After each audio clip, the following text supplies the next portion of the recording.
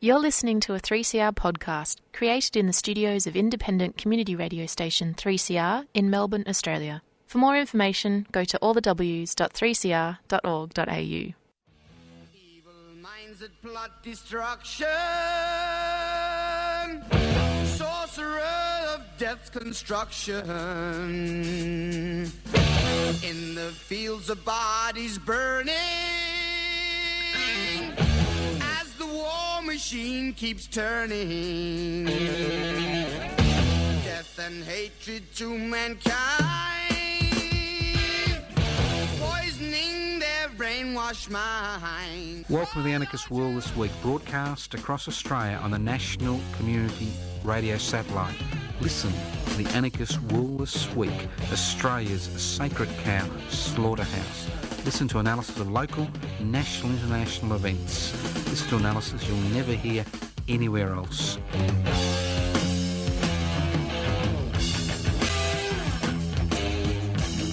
Welcome to the Anarchist World This Week, broadcast from the studios of Community Radio 3CR. You heard right, the studios of Community Radio 3CR. This program is streaming live on 3cr.org.au. The program is podcast, 3cr.org.au. And most importantly of all, you are hearing this program across Australia, courtesy of those wonderful people at the Community Radio Network who've continued to broadcast day in and day out since the COVID-19 crisis began in February, March. So it's good to be back in the studio. I can actually look at the four walls and the clock on the wall and just think about life. How good is life? That's if you're alive. Now, today is the 11th of November 2020. That's right, the 11th of November, and we'll be looking at the 11th of November quite closely. There's a lot of things happened in Australian history. To me, it should be Australia's National Day, the 11th of November, but we'll talk about that in a minute. Now, if you wonder what anarchy is all about, the word comes from the Greek anarchos, which means without rulers. It doesn't mean without rules. It means without rulers. So what is the anarchist project? Or if we're religiously inclined, the anarchist mission? It's very simple. It's to create a society without rulers. How do you create a society without rulers? Well, you remove the ladders which give rulers the ability to determine the lives of billions of people. And that's inequalities in power and wealth. It's inequalities in power and wealth which create the condition which allow rulers to impose their will on people, mainly through the state apparatus, sovereign state apparatus. So if you're involved in the struggle to share wealth and the struggle to devolve, that's share power, well, whether you call yourself an anarchist or not, I've got some very bad news. If you think anarchy is chaos, you're an anarchist. And I've got some good news. If you think anarchy is order, you're an anarchist. Okay, the 11th of November. What's the 11th of November all about? Well, I think you'd guess three of the four important things that happened on the 11th of November in Australia, but I'm sure most of the listeners to the Anarchist World This Week will know, but most of us, the rest of Australia will not know what is the first celebration we have on the 11th of November. On the 11th of November 1854, that's right, 11th of November 1854, the Ballarat Reform League was formed. The Ballarat Reform League was the organisation which was created by the people, the miners, shopkeepers in Ballarat to redress the oppression that they were facing on the Ballarat goldfields. Its principles were basically Chartist principles. The Chartist movement was a huge mass movement in England in the 1830s, which was demanding universal male suffrage and a number of other reforms. So the Ballarat Reform League was formed on the 11th of November 1854. And the Ballarat Reform League was instrumental in creating the conditions which led, well, in responding to the conditions, not creating, but responding to the conditions which led to the Eureka Rebellion about 3.5 weeks later on the 3rd of December 1854. The second day, you may not remember, is the 11th of November 1880. So what happened on the 11th of November 1880? On the 11th of November 1880, thousands of people gathered around the old Melbourne jail because on that day, Ned Kelly was hung. That's right. It's the anniversary of Ned Kelly's execution on the 11th of November 1880. Now, obviously, like a lot of other things, people try to twist histories because the victors obviously write the reports and write the historical accounts to suit them. But many people in Melbourne at that particular point in time, thousands of people, saw Ned Kelly as a hero, not a murderer. So the 11th of November 1880, we saw is the day which marks the execution of Ned Kelly, which makes it the 140th anniversary of the execution of Ned Kelly, the 166th anniversary of the creation of the Ballarat Reform League. On the 11th of November 1854, Armistice Day descended. On the 11th of November, what am I talking about? On the 11th of November 1918, peace descended on war-torn Europe and parts of the Middle East. And this is the end of World War I, a war which was fought by workers at either end of a bayonet, a war which saw millions of people needlessly slaughtered on the altar of God, King and country. And every Anzac Day you'll hear the same lament that the diggers went across to Europe to fight for freedom, democracy and our way of life. If you look at the historical accounts of that period, it was quite clear that the First World War was fought for the glory of God, King and country. And although the Australian government at that particular point in time wanted to introduce conscription on two, they didn't actually hold referendums, plebiscites, two plebiscites, one in December 1916 and one in December 1917. The people of Australia, and again this is written out of the most of the mainstream historical records, voted against the introduction of conscription because they didn't want more men to be unnecessarily killed on the altar of Mammon. That's right, it's all about trade. So on the 11th of November, we also remember the 402,000 Australians from a population of just over 5 million who volunteered to fight in World War I for the glory of God, King and country. Remember that over 62,000 died on the battlefront. Remember that within 10 years of them returning home, another 60,000 died. We remember the destruction that occurred to many Australian families post-war because of post-traumatic stress disorder, which was called shell shock in those days, which was seen as cowardice, not as a psychiatric condition. So remember all those things on the 11th of November 1980, the war supposedly to end all wars. And again, it's important that we correct the historical account, because if we gild the lily and bend history to suit the current situation, nothing will ever change. And obviously on the 11th of November 1975, we saw the dismissal of the Whitlam Labor government by the Governor-General, Mr. Kerr, as Goffey called him. So these are four important historical events which occurred in Australia which have a lingering, that's right, they have lingering consequences for our society in 2020. The formation of the Ballarat Reform League highlighted that ordinary people can get together and make profound changes by getting involved in direct action. On the 11th of November 1880, we saw the consequences of the oppression which continued by the Victoria Police, especially in the Victorian countryside, where many men and women believed they were basically just constantly exploited. The Ned Kelly gang was part of that reaction. Then we saw what happened in 1918 and in 1975, when we think we've got this huge democratic society, that the people decide who will be their government, that the Governor-General, one man appointed on behalf of the Queen of England, has the ability to dismiss a legally elected government. That's a big wake-up call for a lot of Australians. And unfortunately, 45 years later, we seem to have forgotten that. So, happy 11th of November 2020 day. Let's move on. Now,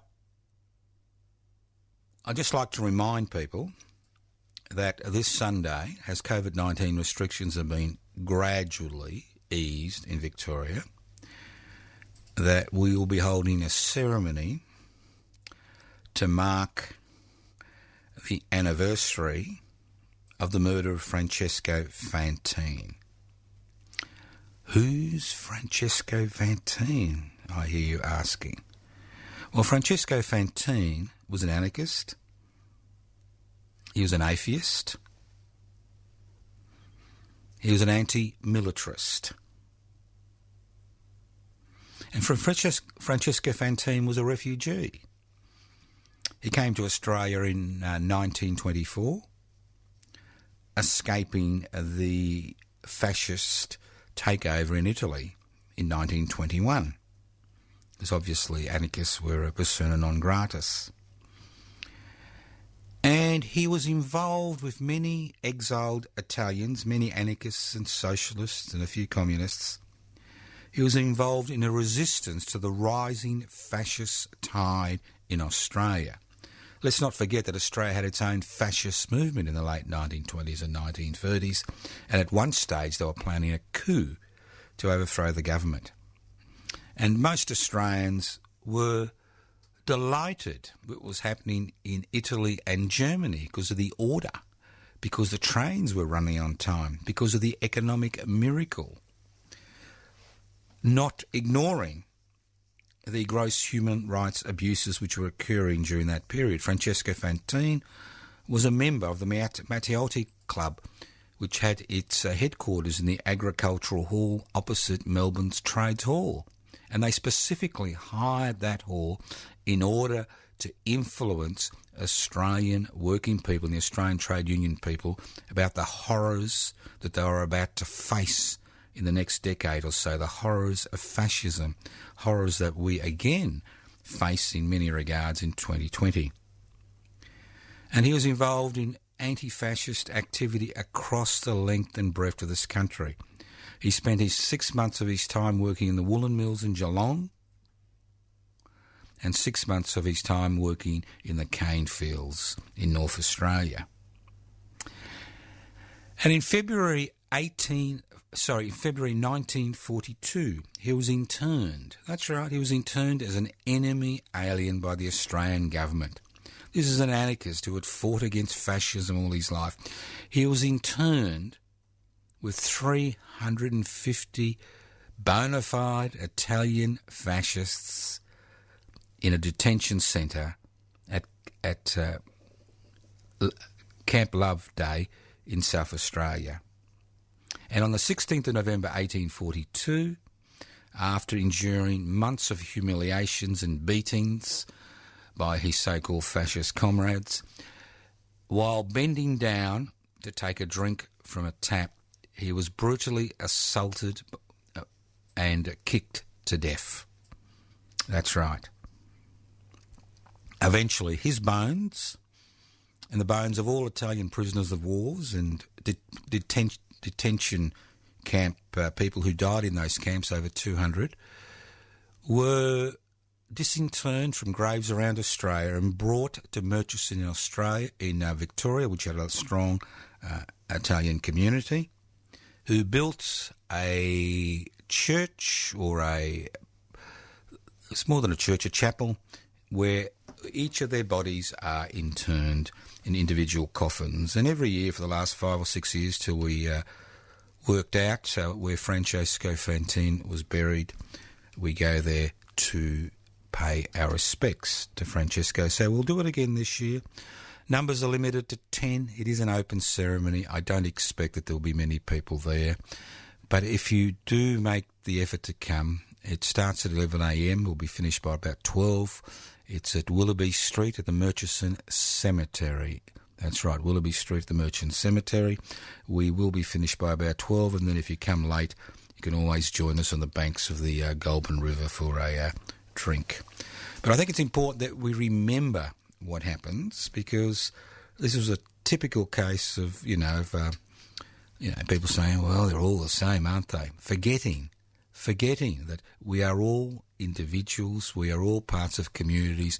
We all have different ideas, as we've seen during the American election in the last week or two. So, 11 a.m. this Sunday, the 15th of November, Willoughby Street, Murchison Cemetery. We will be observing all COVID-19 restrictions that are in place at that particular point in time, which means we are restricted to 10 people, but obviously we could have a number of ceremonies if there are more than 10 people.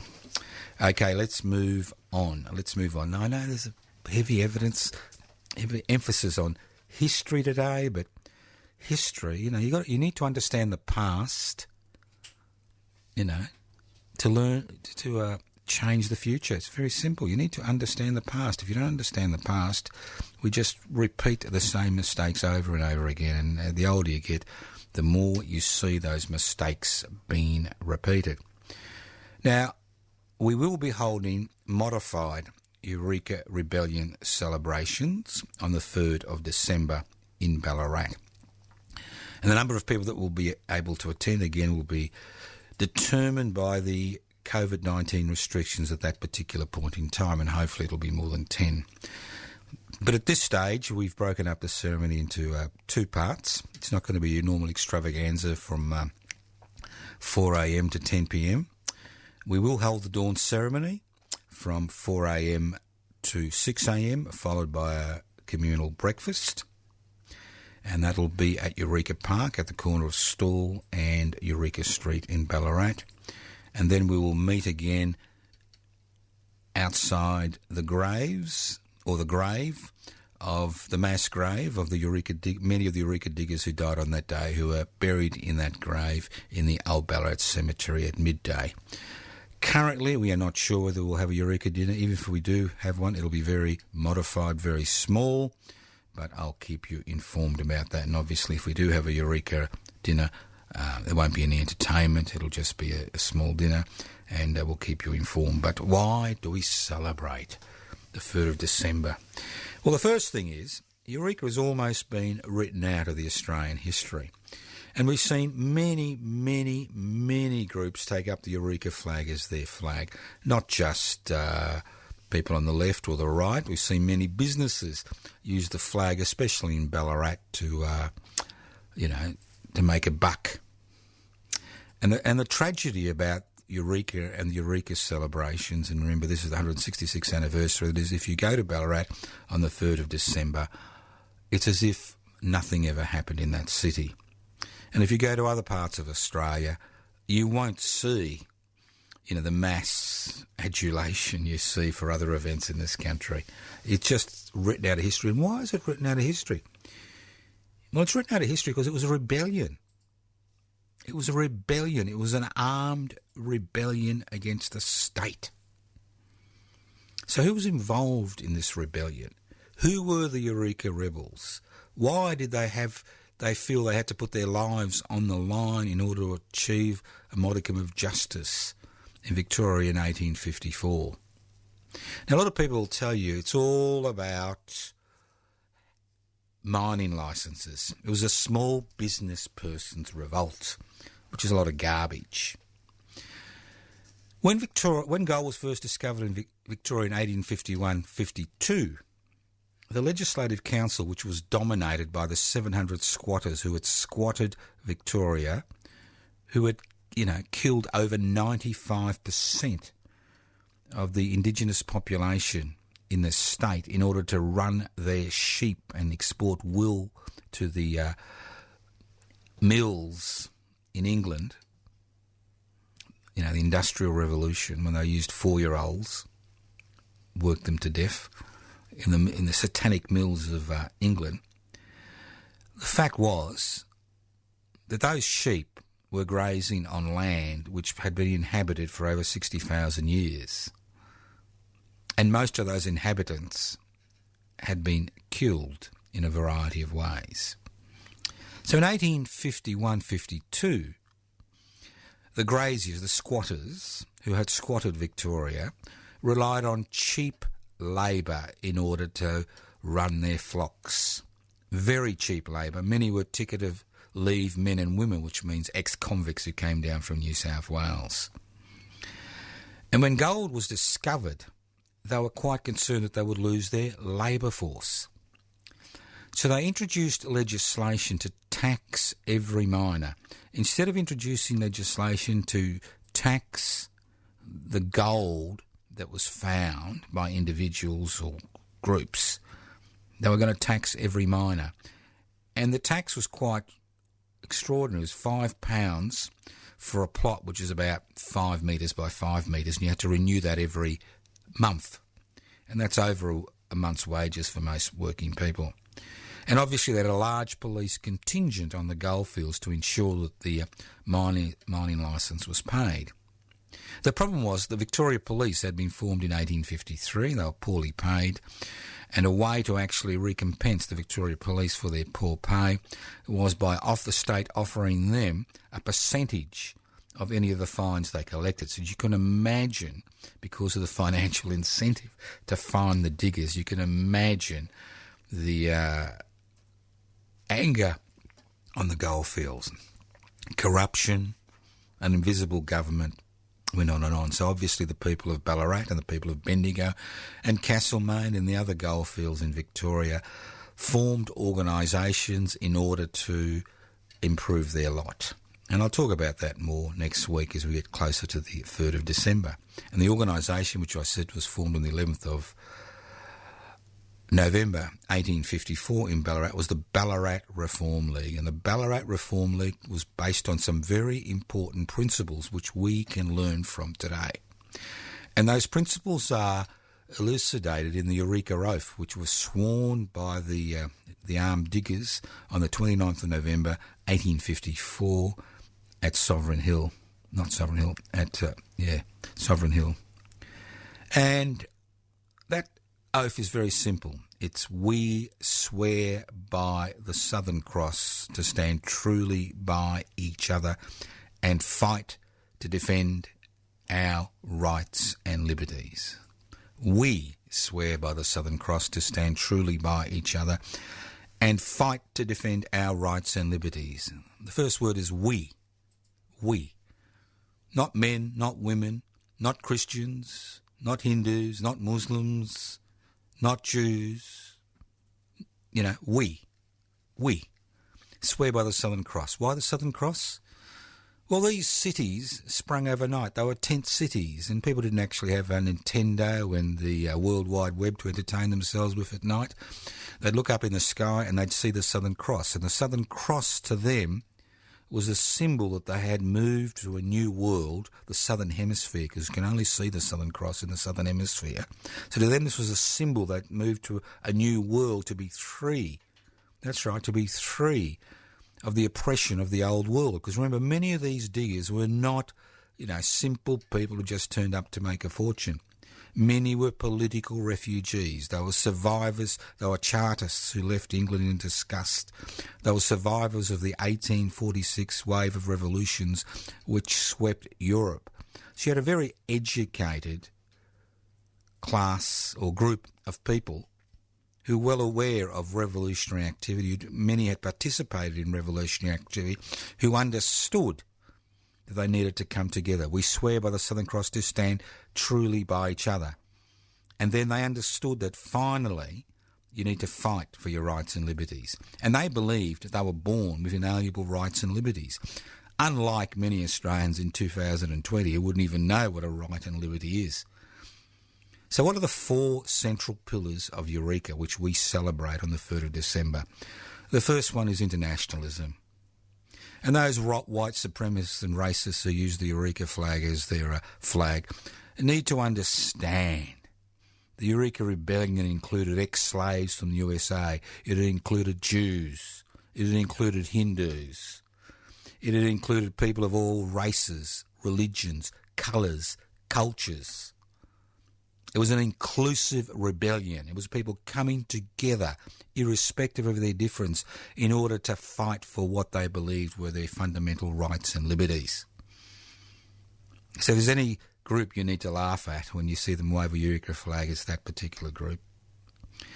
So we swear by the Southern Cross. So internationalism, to stand truly by each other. They understood that mutual aid is the way forward. Collective effort is the way forward. If you don't band together, nothing will happen. Individuals like myself may speak eloquently or badly on a weekly basis, but we are just individuals, and unless we can band together with common aims, nothing ever changes. So that's the second principle of Eureka, mutual aid. We swear by the Southern Cross to stand truly by each other and fight to defend our rights and liberties. And obviously they understood that reforms and change does not occur by begging and beseeching. It comes through struggle. It can come through reform movements. It can come through the Chartist movement. It can come through armed struggle. But change comes through struggle. So we've got internationalism. We've got mutual aid. We've got direct action. And then last but not least, we have the least understood aspect of the Eureka Rebellion, direct democracy.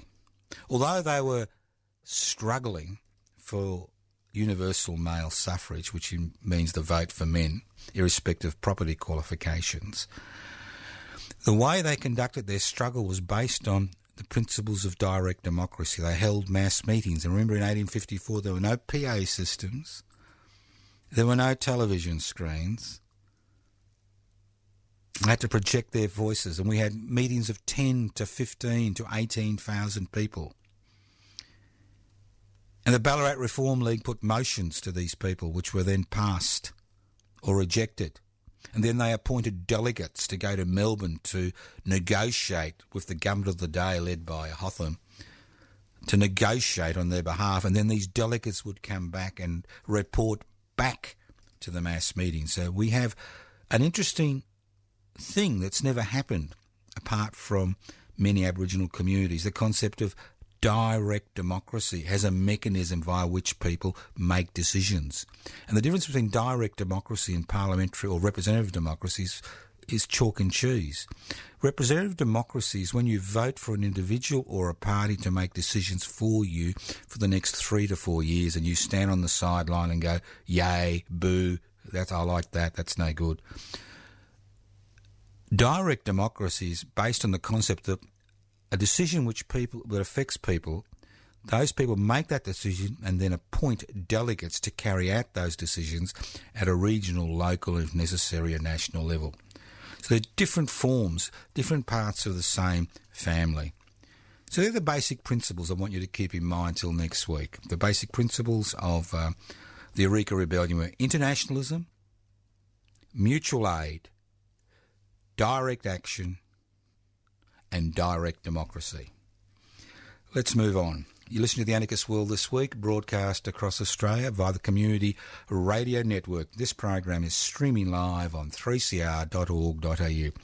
The program is podcast. You can access the podcast by going to 3cr.org.au. You can leave messages on 0439 395 489.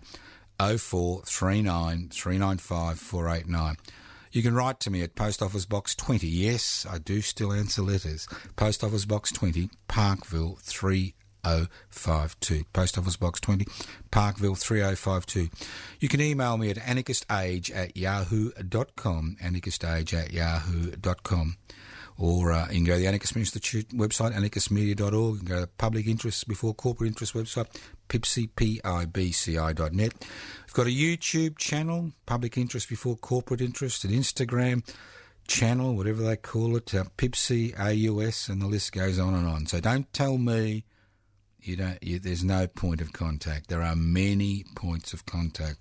Whether you avail yourself of that or not, obviously, is your business. Listen to the Anarchist World This Week, broadcast across Australia via the Community Radio Network. My name's Joseph Toscano. And if the drug dealer next door knocks on your door and wants a cup of sugar for his meth lab, don't despair. The program is podcast. You can access the podcast by going to 3cr.org.au. Now, let's move on. We've had the history bit. Now, I understand Mr. Christian Porter, the current Attorney-General, is under a little bit of stress. Now, I don't particularly care what under stress he is. Well, it's a horrible thing to say, but, who knows what is true and what isn't. But I am interested in the power that the Australian Attorney-General is able to exercise. Now, we theoretically live in a democratic country, and you've got rights and liberties, although I think you found out in the last few months that they can be curtailed exceptionally quickly. But I'm very interested in looking at the power of the Federal Attorney-General, because the Federal Attorney-General has extraordinary powers in this country, which I think Mr. Trump would have liked to have had in the United States of America. Christian Porter, the Federal Attorney-General, has the power to ban any organisation that he feels may pose a threat to Australian society. And that threat can be economic. It doesn't have to be violence, which people think, they're thinking of, it's about terrorism. It's not about terrorism. May pose a threat. May pose a threat. That's an extraordinary amount of power. He can then, anybody, if that organisation is banned, they can be jailed for up to 25 years for continuing to be a member of that banned organisation. That banned organisation has all its property confiscated. Even during the worst excesses of World War I, when the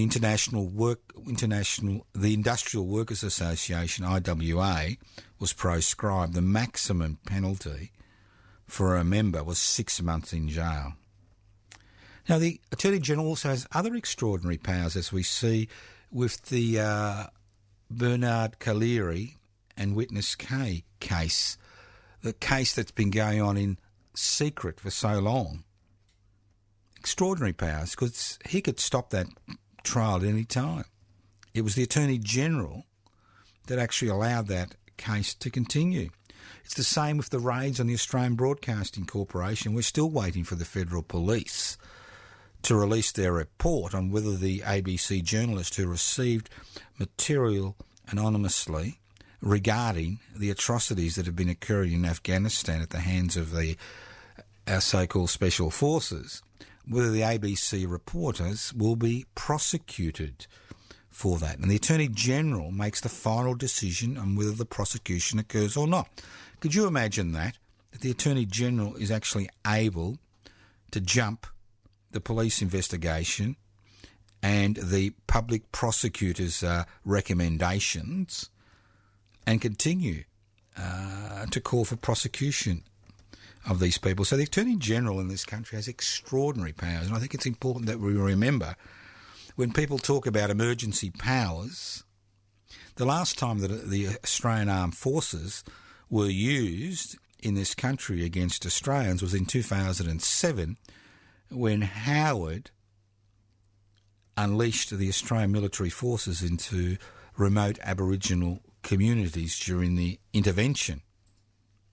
So let's not forget that emergency powers are not just emergency powers to deal with health issues, they're emergency powers to deal with political issues. And then, as we saw near Stawell just 2 or 3 weeks ago, we saw many protesters there who'd been, looking after the sacred trees and camped there for over 2 years, been arrested, not because of violent confrontation, not because of obstruction.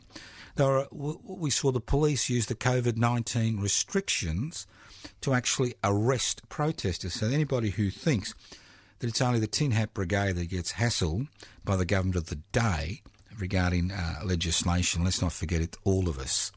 And that's, as I said before, when we conduct our ceremony at Murchison on the 15th of November and the Eureka Rebellion celebrations on the 3rd of December, I think it's important to remember that we will be observing current COVID-19 restrictions, because we don't want to be caught up in endless court cases and be bankrupted for having the audacity to, honour people who've died fighting for a better society.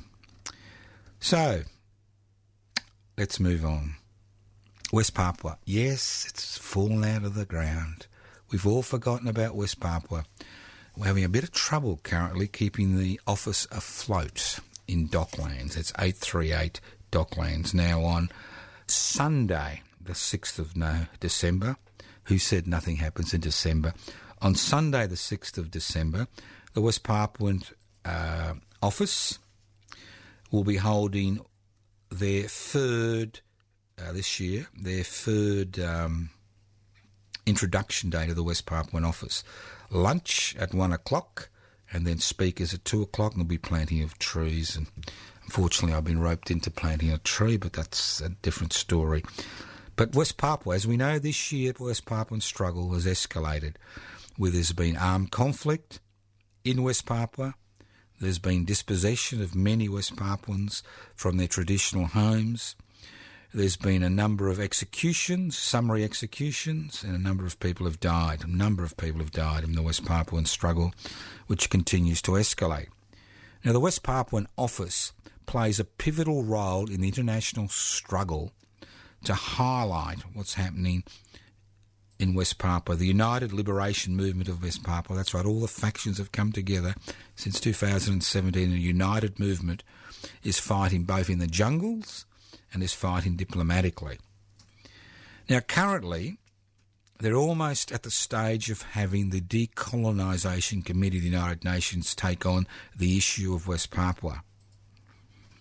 And the Australian government has the opportunity to place the West Papuan issue on the United Nations Decolonisation Committee's agenda. But they're not voting for it. They're not voting for it. They want to keep their Indonesian government friends happy. Now remember, there are many people in Indonesia who would like to see West Papua independent. Not just the West Papuans themselves, and they have many contacts with more radical elements within the Indonesian community regarding promoting West Papuan autonomy and ultimately independence. So this is one thing you can do. You can actually contact the Foreign Minister's office and ask them, why isn't the Australian government supporting the other 72 nations who have already supported the call for West Papua to be placed on the decolonisation list? And then there's you. That's right, there's you and me. Now, the West Papuan office at, I think it's 211 838 Collins Street, Docklands, has now been functioning for almost 5.5 years. And it's been structured in such a way as to ensure that it continues to function. It cannot be closed down by the Australian government.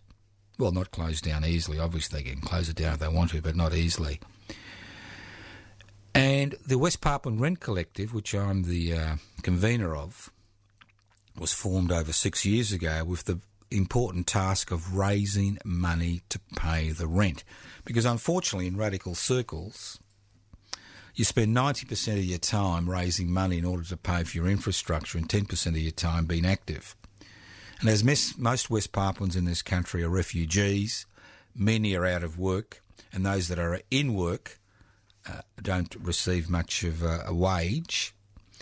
We felt that it was important that we set up the West Papuan Rent Collective in order to ensure that this office continues to coordinate the struggle for West Papuan independence across the world. It's not just an Australian issue, it's not just a Melbourne issue, but currently we are having major issues maintaining that rent collective. We need new members. Some members have died, others have moved on. So we need new members, and we need them relatively urgent. So you can either come on the 6th of December, check out the office space, take part in the lunch, become a member. And membership is very simple. It's $1 a day. $1 a day. What's that? 1/3 of a cappuccino? Oh, no, a quarter of a cappuccino. So if you're kind of an inner city latte set, it could be a glass of wine you give up, or maybe a few lattes. Who knows? But very simple. $1 a day. You can upset the Australian government. You can upset the Indonesian government. I mean, where else for $1 a day can you upset governments? And I'll give you an example how entrenched Australia is as far as the West Papuan struggle is concerned. A number of years ago, a West Papuan activist living in Darwin was killed in a bicycle accident. She was killed in a bicycle accident.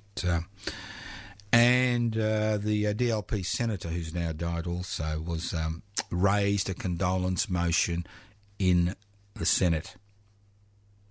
That condolence motion was opposed, was never put up, was opposed by both the Liberal National Party and the Labor Party because the word West Papua was in the condolence motion. That is the strength of the opposition to West Papuan independence.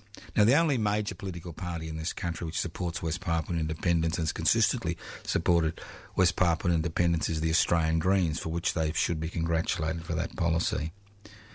But if you want the West Papuan office to continue to be a burr under the saddle of the Indonesian government and pinprick the conscience of the Australian government and the Australian people, I encourage you to join the West Papuan Rent Collective. It's $1 a day. You can put the money in anonymously. You can put your name on it. It's up to you. It doesn't matter. It's a very simple concept. I'll give you the banking details. It's based on an honour system. Nobody's going to hand you. Nobody's going to check whether you put the money in or not. It's based on an honour system. We've been able to keep the office afloat for 5.5 years. We'd like to continue to keep it afloat until West Papuan independence. So if you are interested in joining the West Papuan independence movement, joining the Rent Collective, you can leave a message on 0439 395 489, 0439 395 489, or you can email me at info@pipsy.net or at anarchistage@yahoo.com. So, and if you want to try before you buy, as they say in the ads, if you want to try before you buy, you can always come to the gathering on the 6th of December at the West Papuan office at 838 Collins Street. You just go through walk around the back, there's the big barbecue area and the meeting room, and you're more than welcome. Obviously, again, the numbers will depend on what the current restrictions will be on the 6th of December. There are special guests. There's a journalist from Sweden who will be speaking. The program will both be live and it will be online. It will be face-to-face and online, but I'll give you more information as we get closer. Now let's move on to what I think is an interesting concept. The United States election. Now, look, I'm not going to jump up and down because Mr. Biden was elected or Mr. Trump, sulking in the White House and wants to create a World War III. Who knows? But I'm interested in the concept of why would decent people, I think most Americans are decent people. I think most Australians are decent people. Most Russians are decent people. Most people are decent, Why would 47% of the population who voted, that's 70% voted and about 40% voted for Mr. Trump, why do they vote to support a liar, a cheat, a murderer? If you look at the COVID-19 policies they've been following and those big election campaigns without masks, a fraudster, a tax evader, a misogynist and a racist. This is not just an American thing. We see it all over the world. We see people voting against their interests constantly. And we see the same thing here in Australia. Same thing in Australia. It's quite interesting. Currently, we are looking at the concept of climate change and the concept of Mr. Fitzgibbon, who's a Labor member, who's basically said, look, I can't be on the front bench because I don't support the Labor Party policy on climate change. And then we see it with the reduction in the job seeker allowance, which will be going down from $800 to $700, which is about $350 a week. We see poverty being used as a lever to drive people into poorly paid casual work. And then we look at the coal industry and the coal miners who basically won the election for the current Morrison government, especially in Queensland, fighting tooth and nail to keep their jobs when they know at the end of the day that their children are going to have to face the consequence. And it's all very simple. It's based on the concept of a job, having an income. I mean, we live in a capitalist society, and you can survive 4 ways. You can have inherited wealth, which is not a great issue in Australia. It's a great issue in many European countries, including England. Then you've got investment wealth, and about 8% of Australians are heavily geared into investments. They use Australia's investment-friendly laws to get an income. And I'm talking about, self-funded retirees have got a problem these days, but using laws like, to franking credits, and the list goes on and on. So you've got inherited wealth, which is minimal. You've got investment wealth. Then you've got job wealth, people who've got a job, who are able to pay their bills and maybe buy a home eventually by having a secure, safe, long-term job, which is almost impossible these days. And then you've got people on social security benefits who are basically trapped in poverty because of government policy. So you can understand the coal miners in Queensland who are part of a dying industry, like when we changed from horse-drawn carriages to cars, fighting to maintain their jobs and their standard of living. You can understand the government reducing the job seeker allowance in order to push people into poverty and force them to take over poorly paid jobs. You can understand people voting for a liar and a cheat and a murderer and a fraudster and a tax evader and a misogynist and a racist because they think that their policies will maintain their job and their position in society. You can understand that. And that's why one of the basic planks of public interest before corporate interest, which I'm the registered officer for, I'm a foundation member, it was formed in 2015, one of the basic planks is a universal basic income. And I know I speak about this every week, a universal basic income.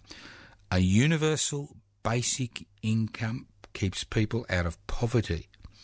It ensures they're able to pay for their day-to-day existence.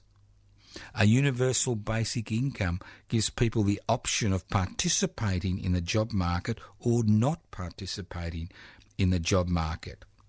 And in an era where we don't need people in the job market in order to prosper as a society because of mechanisation, as a society because of the gig revolution, the fact is that we are still welded to a 19th century capitalist concept that you need to have an income in order to survive. So we should be, as a society, we should be looking forward. Already, the people of Switzerland voted through citizens-initiated referendums on the concept of a universal basic income, which was rejected by about 31% to, 69% rejected. But it was put on the ballot 2 years ago because people can see that as we increasingly mechanise, as robots become more important, as the IT revolution becomes more and more a central feature of people's lives, that we don't need everybody to work in a job in order to survive. So a universal basic income is a very simple concept. It means everybody, irrespective of what they earn, gets something every fortnight, monetary reward from the government of the day, in order that they can pay their rent and pay their bills. Now, if they wish to work, and many people don't want to live a basic existence, they wish to work, then that universal basic income would come back into the Treasury through the taxation system. The more you earn, the less you're able to keep of your universal basic income. So obviously a millionaire will get their universal basic income, but hopefully it'll come back through the taxation system. So this is the issue that we face. We face an issue where people vote against and struggle against the interests of the community as a whole, because their very future depends on them maintaining that job. Their very future depends on them supporting political representatives who, irrespective of their personal failings, may offer them a mechanism via which to maintain their income. And historically, we've seen this over and over again. People say to me, well, it's a very good idea, Joe, but how are you going to fund it? Well, we've had a partial universal basic income over the last 6 months, where the job seeker allowance was doubled and people were dragged out of poverty. And how do you fund it? Well, there are simple ways to fund it. The first one is a 1% stock market turnover tax. The stock market has gone gangbusters on the information. There may be a vaccine, a safe, secure vaccine round the corner, up 5%, bang. We could have raised $200 million in one day. A 1% stock market turnover tax can raise up to $120 billion every year. Another tax you could introduce is a 1% financial transaction tax. Today, most of the big corporations don't pay tax. They pay voluntary taxation. As you know, 1/3 of the largest 1,500 corporations paid no tax in the last financial year. A financial transaction tax means every time they move a dollar around, that 1% goes straight into the Treasury. In an era of increasing mechanisation, it's very simple for the parameters to be set for this to occur automatically. And you could raise almost $350 to $400 billion a year with minimal impact on Australian society and provide everybody with a universal basic income and drag the population out of poverty and give people the option of whether they want to work or not, because we don't need everybody anymore to work. The Romans solved this issue 2,000 years ago when they introduced 200 holidays and subsidised food and accommodation for their plebeians who had some political power in that society, because they didn't need them, because they had slaves. Not that I'm suggesting we reintroduce slavery, way. Now, thank you for listening to the Anarchist World this week, broadcast across Australia via the Community Radio Network. This program has been streaming live on 3cr.org.au from the studios of 3CR in Melbourne, courtesy of the Community Radio Network. If you're listening to the Anarchist World this week, anywhere in Australia, and it's not on your local community radio station, you're just listening to another community radio station, knock on the door, send them an email, give them a call, say, why aren't you broadcast the Anarchist World this week? Are you a member of the Community Radio Federation? Do you know you can access the Anarchist World this week? Because the important thing is, at the end of the day, is we need to change. The problems are not going to go away. We need to change. And as the Eureka rebels taught us, that change should be based on internationalism, mutual aid, direct action and direct democracy. And if you're interested in those concepts, you can always join public interest before corporate interest, pibci.net. Go to the website, pibci.net. Download the application form. We're grinding to the 550 membership number on the electoral roll before we can apply for registration as a federal political party. Hopefully that'll occur by June next year. If it doesn't, well, it doesn't. But if it does, we should be part of the federal election in 2022. Thank you once again for listening to the Anarchist World this week on your local community radio station.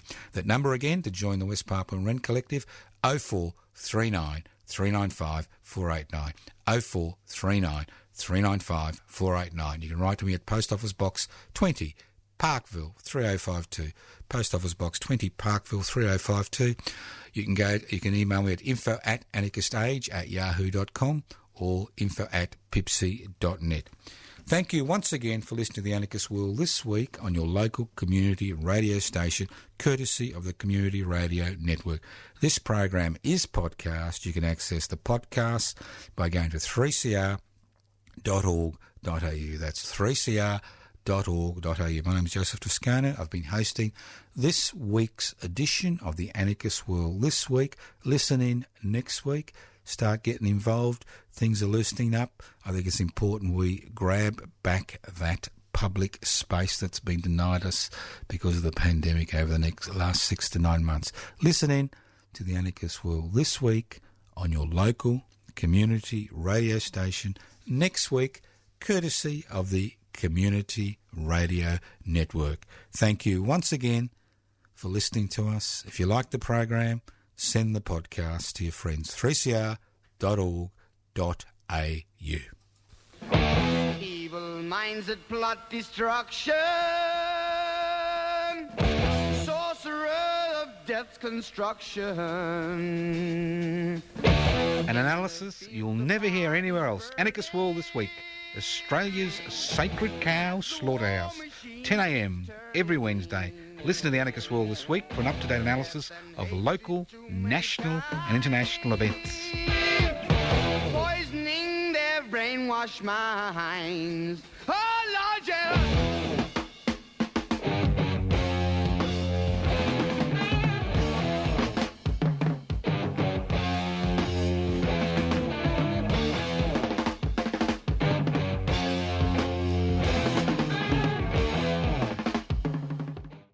You've been listening to a 3CR podcast produced in the studios of independent community radio station 3CR in Melbourne, Australia.